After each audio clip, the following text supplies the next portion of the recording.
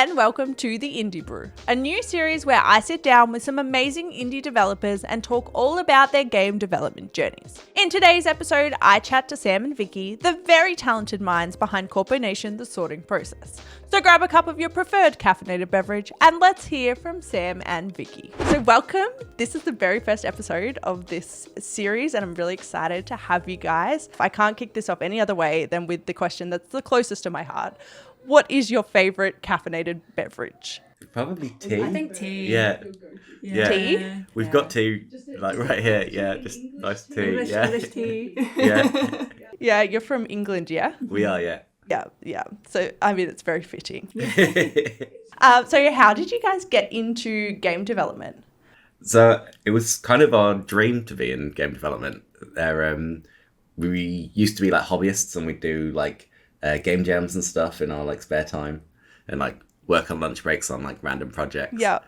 But I think at some point, like, I can't remember exactly when it was, but at some point we decided we wanted to do it full time and kind of just put a little plan together for how to do it. So yeah, we neither of us worked in games beforehand and saved a bunch of money and did it. Essentially, let's just made it happen.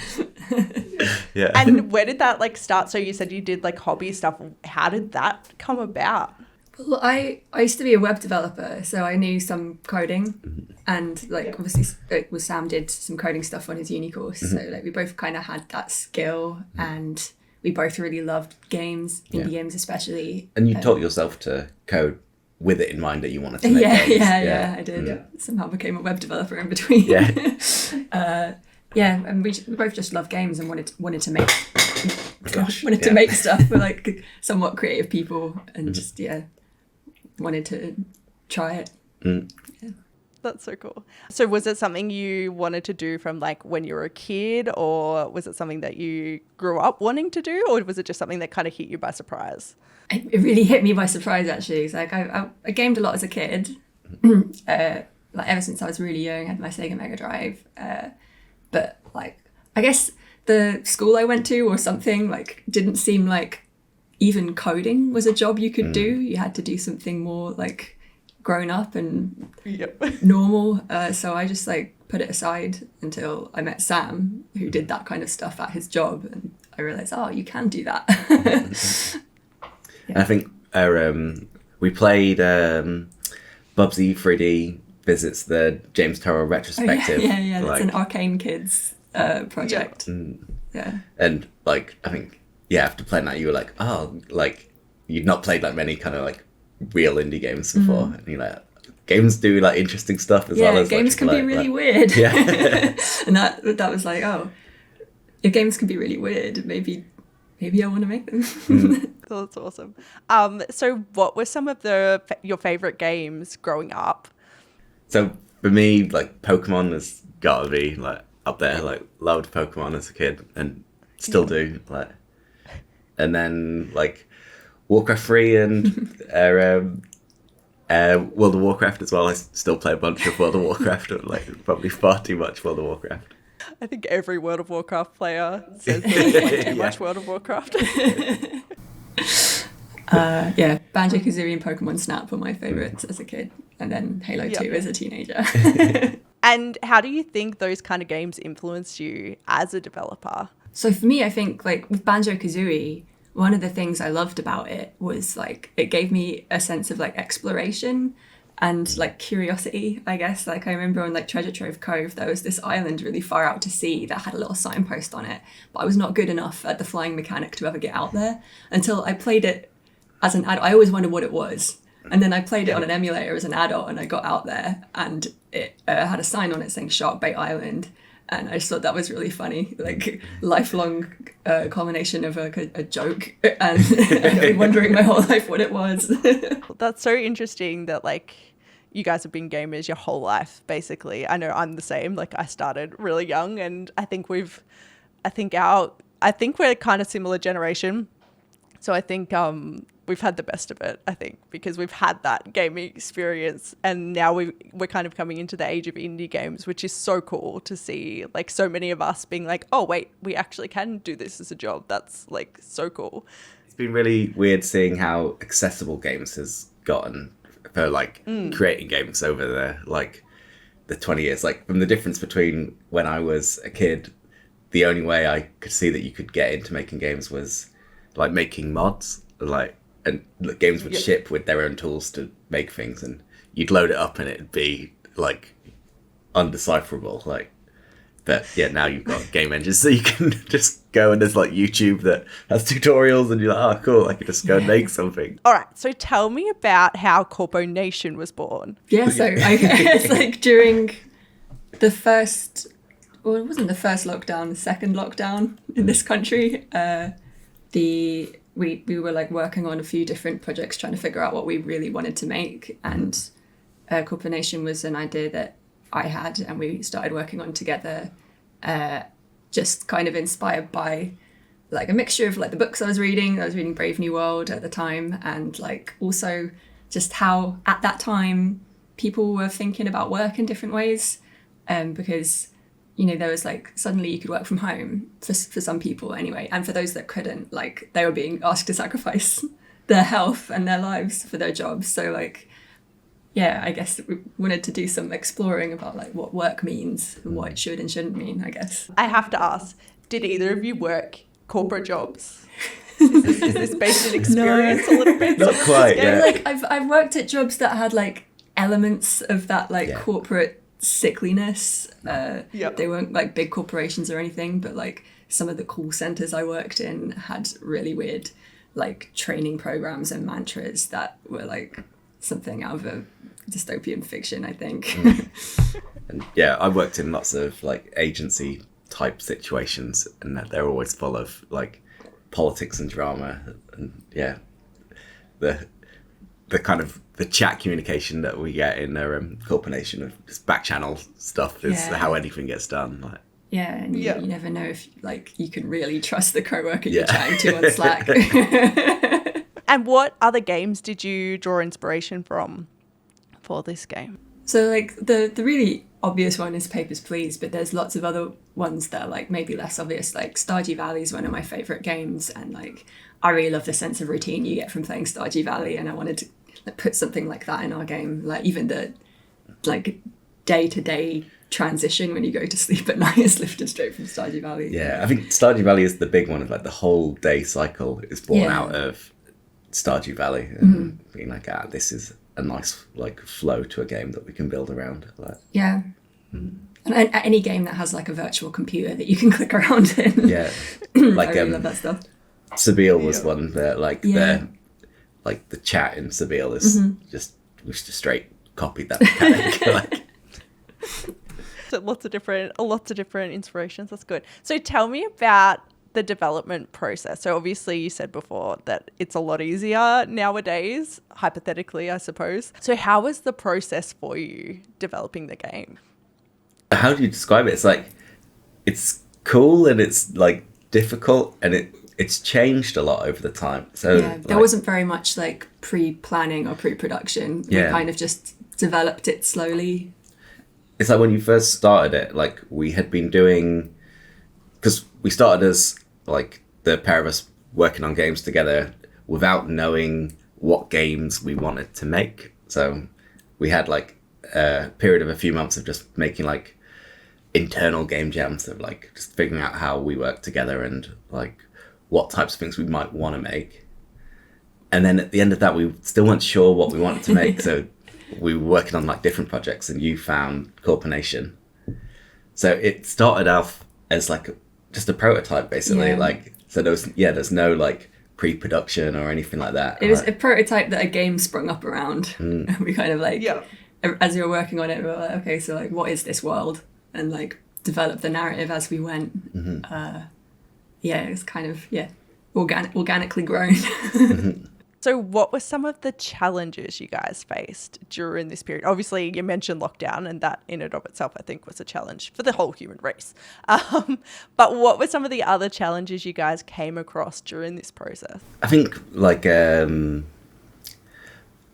finding the game at first was like slightly difficult, like because of the and I guess part of the nature of how it came to be we didn't know how long we were going to spend on the game. Yeah. Like, so like, defining like the scope of it was like kind of weird. And Yeah. We didn't know how long we could spend. We weren't sure how long our money would last. So like, yeah, we kept saying, oh, it'll be another 6 months, and then it would be like another year. And we say, just 6 more months, and then another year.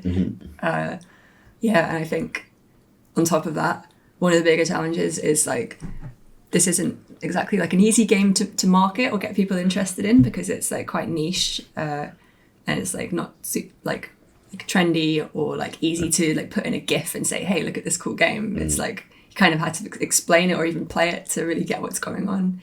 So we were like often doubting or worried that the people wouldn't really be interested, and we were just screaming into the wind a little bit.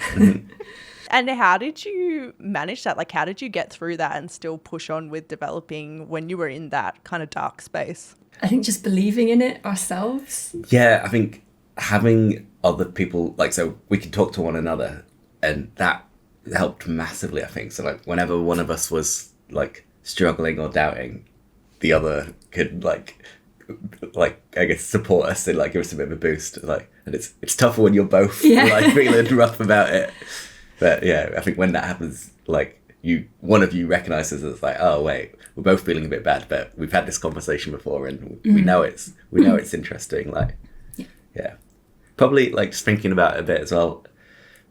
When we first had other people play it, that really helped, because that felt like there was like actual evidence that there was something there that wasn't just us, that people liked and people were into. Like, and we always tried to keep our scope really small. It was all about just having like one person out there that Yeah, clicked with. Yeah, that's it. If you can make it one person's favorite game, then it is worth it for me. That's such a cool like way to look at it. And did you have like a network of other developers that you talked to or anything like that to kind of help along the way too? Yeah, there's a few different communities in this area. Having them to talk to was really useful, especially when we were in lockdown. Just like having somebody else that you can chat to who has done similar stuff to you, who's been there. And then people, like, we were part of the mini game community when we were hobbyists. So it's nice having people that have known you for a long time, seeing you transition into trying to work on games full time as well, to like support. Like. And I think another thing that was super helpful was we've both been a part of Limit Break, which is like a mentorship program in the UK for like women and underrepresented people in the game industry. So having like mentors through that program has been like fantastic. Like, just have someone that you've got dedicated time to chat to on a semi-regular basis.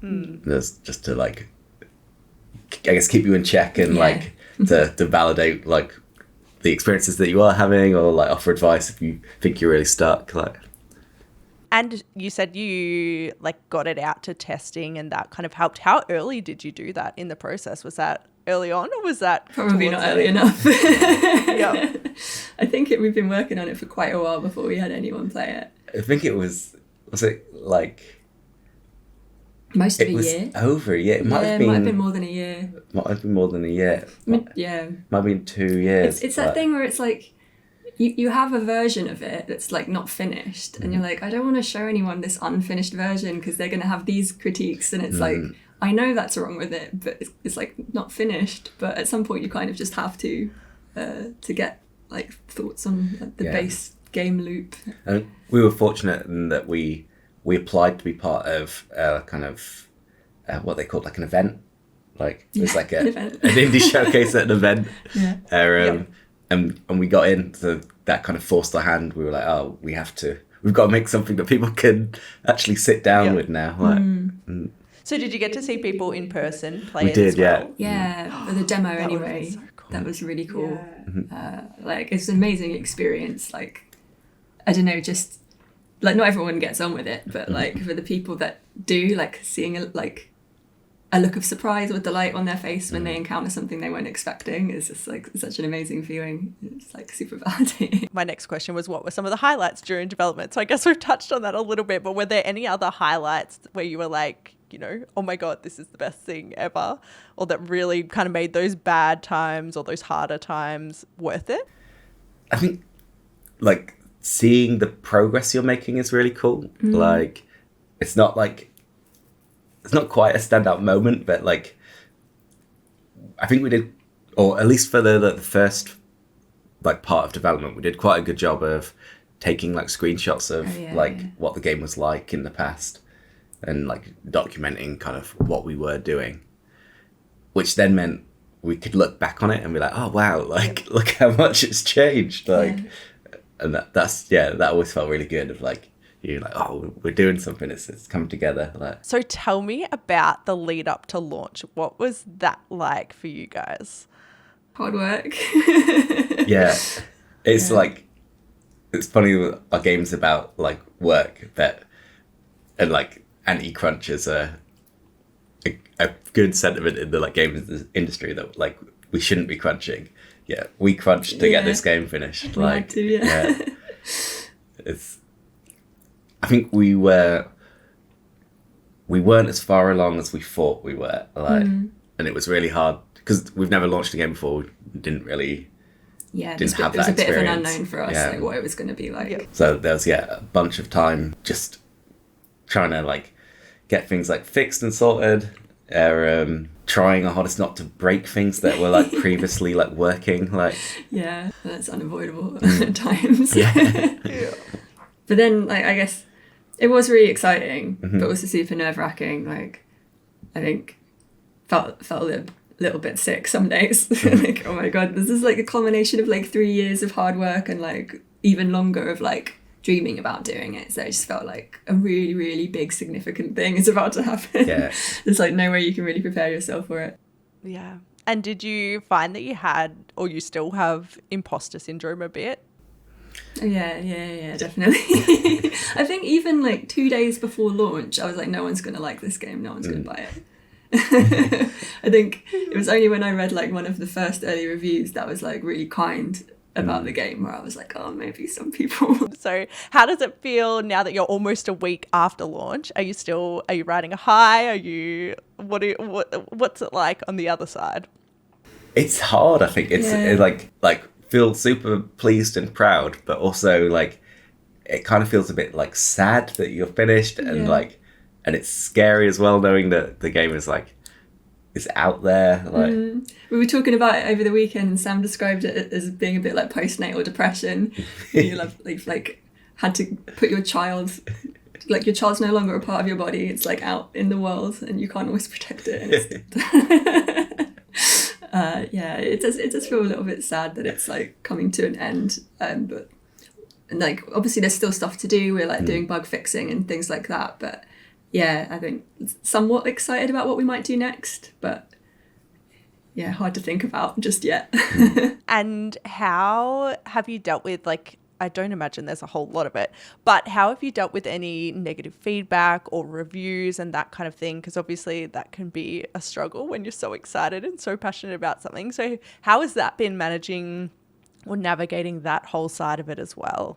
So, I mean, we're quite fortunate in that our publisher that we're working with is dealing with being like the primary like face of like talking to like people. So that gives a bit of distance for us, because I think as like we do have some reviews that are negative because there's some bugs in the game, and we're working hard to get like a patch out to stop that. But it feels really bad as a game creator that you've made this experience and someone sat down to play it and they're excited, and because of something that you've done, they've had a bad time with it. Like, I think it's really hard to be like, to like accept that. And it's like, so I guess it's like, it's a nice motivation to be like, obviously we need to fix it. Like, we want people to be having a good time with it. Like, we don't want people to be like miserable and upset with it. Yeah. And while it's frustrating, like getting like negative reviews because of like bugs interfering with the experience, like we can fix those. So it like doesn't feel so bad. I haven't, like, I'm quite good at like not looking at reviews, and unless I know that they're going to be like something I can handle. So I hear a lot of it secondhand, but like I don't think there's been like much like really bad stuff about the gameplay from what I've seen. I think probably one of the nice things, like in terms of like the gameplay, is that we kind of planned, or we expected all along, that the game wouldn't be for everyone. It's the way the mechanic works, and because there's a lot of like intentional friction in our game, some people just really don't like that. Like, including like some people in our friend circle that we like have like tested with, it just doesn't click for them. So like, which is fair enough. And that's fine. Like, so I think that's helped us like manage the idea that like there will be people out there that say like, oh, this game's awful, or like this mechanic is like needlessly frustrating. But we know there's other people that think the exact opposite, so like we're okay with that. Like. That's such a good way to look at it. When did you decide to go full time? What was that whole process like of deciding to take the plunge and go full time into dev land? Is it like 2018 or 2019? I remember we were like sat in the pub and we were both a bit like annoyed with our jobs, and we've been talking about doing it for a long time, and we were like, should we just set the date? Like January 2020. That's how we got started. Was we went full time straight away without it was just like, cool, let's just do it. Let's just quit our jobs and make games and see what happens. Like. Yeah, so we had a couple of years of lead up of like planning and saving and stuff, and then just kind of we knew it was what we wanted to do. We knew we didn't want to do what we were doing already. So it was really hard and like risky, because like I essentially gave up a job that I really loved and I was good at to do like something completely unknown where I had no idea if it would go well or not. But yeah, I'm really glad we did. All right. So what is next for you guys? Have you got other projects that you're thinking about starting, or are you still just like, no, we can't think about anything yet? I think like right now there's like updates to the game we want to be working on, and there's like we have like some ideas for like other bits we'd like to include with it, but like we totally want to make like more games in the future. Yeah, definitely. We have some ideas we've been like talking about over the last year or so, but it's all we'll definitely take some time off. I don't think we took any time off at all last year, so have like a bit of a rest, and then like hopefully come back fresh and start something new. I think we'll see what scale of thing we can build, or like, because I think the way the game industry is at the moment, it seems very challenging to get any like external funding for anything. Like. And publishers are offering indies worse and worse deals. So we'll see when we come to it. That's awesome. I'm excited to see what happens next. I kind of almost, after that ending, without spoilers, I kind of want the spin-off of the alternate career path. That was something we wanted to do. We did talk about that a little bit. Just have the game actually continue from that point and let you do a bit of that. Like, I could see it. If you're brave enough to go back into developing it after 3 years. Any advice that you would give to other people developing their first game or working on something?